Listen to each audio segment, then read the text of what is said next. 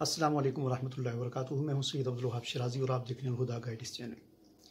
ناظرین، ایک وفاقی وزیر شہریار افریدی صاحب کا کہنا ہے کہ مولانا فضل الرحمان کی کشمیر کمیٹی نے 10 سالوں میں 47 کروڑ روپیہ خرچ کیا۔ پہلی بات تو یہ ہے کہ کشمیر کمیٹی کوئی مولانا فضل الرحمان کی کشمیر کمیٹی نہیں ہے، بلکہ یہ حکومت پاکستان کا ایک سرکاری ادارہ کہہ لیں یا جو بھی بلکہ کہہ سکتے ہیں اسے آپ۔ یہ مولانا فضل الرحمان کی یا کسی شخصیت کی کوئی ذاتی کمیٹی نہیں تھی، بلکہ یہ حکومت پاکستان کا ادارہ تھا جو ہر حکومت کے اندر موجود ہوتا رہا ہے پہلے بھی، اور اب بھی آپ پی ٹی آئی کی جو حکومت ہے اس میں بھی کشمیر کمیٹی موجود ہے۔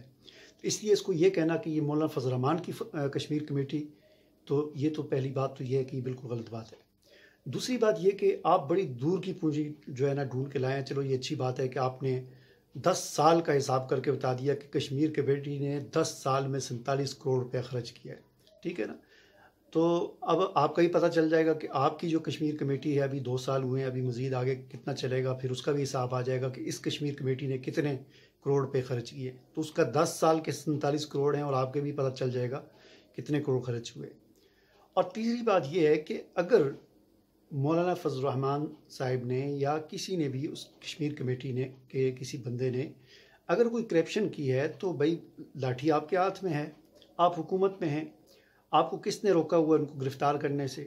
آپ کے آگے کس چیز نے رکاوٹ باندھی ہوئی ہے؟ نیب آپ کے پاس ہے، اور آپ کے پاس تمام ادارے ہیں، آپ کے پاس تمام اختیارات ہیں، حکومت آپ کی ہے۔ آپ گرفتار کریں مولانا فضل الرحمان صاحب کو، اگر انہوں نے کچھ کیا ہے تو ان کو گرفتار کریں، نیب میں پیش کریں، عدالت میں پیش کریں، جیل میں بند کریں، سزا دیں ان کو۔ اور یہ کوئی اب آپ اپوزیشن میں نہیں ہیں کہ آپ جلسے میں کھڑے ہو کر بتا دیں کہ فلاں نے یہ کر دیا اور فلاں نے وہ کر دیا۔ اب آپ حکومت میں بیٹھے ہوئے ہیں، آپ کا کام تقریریں کرنا اب نہیں ہے، بلکہ آپ کا کام عملی طور پہ اقدامات کرنا ہے۔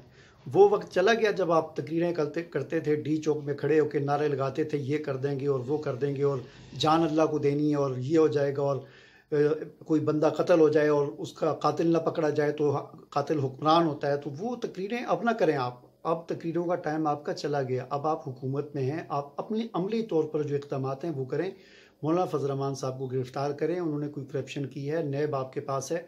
اور وہ جو نواز شریف کا آپ نے ایک بہانہ بنایا ہوا ہے، بھاگ گیا، چلو وہ ٹھیک ہے بھاگ گیا، مولانا فضل الرحمان تو نہیں بھاگے نا، وہ تو یہیں پر موجود ہیں۔ آپ ان کو گرفتار کریں، پکڑیں ان کو، سزا دیں ان کو، کوئی انہوں نے کرپشن کی ہے تو وہ کریں۔ اب نعرے نہ لگائیں، وہ تقریریں نہ کریں جو اب ڈی چوک میں کھڑے ہو کے کیا کرتے تھے، بلکہ اب اس وقت آپ کی حکومت ہے، آپ کے پاس سارے اختیارات ہیں، صدر آپ کا، وزیر اعظم آپ کا، حکومت آپ کی، پوری فوج آپ کے ساتھ، پوری پارلیمنٹ آپ کے ساتھ، پولیس آپ کے ماتحت، وزارت داخلہ آپ کی، وزارت خارجہ آپ کی، ہر چیز آپ کی۔ اب تقریریں کرنے کا کیا فائدہ ہے کہ فلاں نے یہ کر دیا، فلاں نے وہ کر دیا؟ بھائی پکڑو اسے، جس نے کچھ کیا اس کو پکڑو۔ اور نواز شریف کا بھی اس سے پتہ چلتا ہے کہ آپ نے ایک بہانہ بنایا ہوا کہ بھاگ گیا، وہ بھی اگر ادھر موجود ہو تو اس کو بھی آپ نے کچھ نہیں کہنا۔ اور ایسا ہی ہے، وہ جب یہاں پر موجود تھا تو آپ نے خود ہی اس کو چھٹی دی اور چلا گیا، نواز شریف بھی چلا گیا باہر، اور اب آپ یہاں سے بیٹھ کے بہانے بنا رہے جی وہ بھاگ گیا، چھپ گیا۔ چلو وہ چھپ گیا، مولانا فضل الرحمان صاحب تو نہیں چھپے ہوئے، وہ تو موجود ہیں۔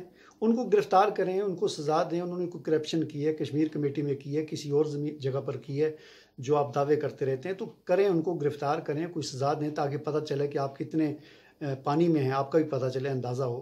اس لیے یہ اس قسم کی ڈھکوسلے چھوڑ کر اور اس قسم کی باتیں کر آپ عوام کے دلوں کو نہیں جیت سکتے۔